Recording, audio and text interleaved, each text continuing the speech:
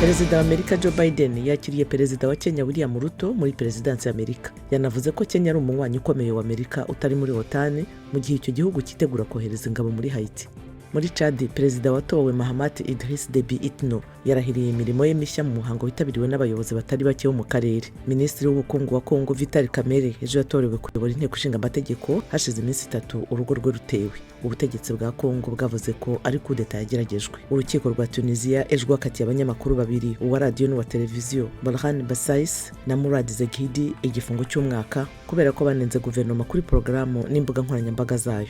Umunyakenya Yashimiye wagerageje guterera umusozi muremure ku isi wa Everest yabonetse yapfuye ari hafi mu bushorishori. Byatangajwe n'umutegetsi muri guverinoma. Byari bitarasobanuka igihe umurambo uzakurirwayo kubera ko hari umwuka muke wa oxygene hejuru y'umusozi muremure.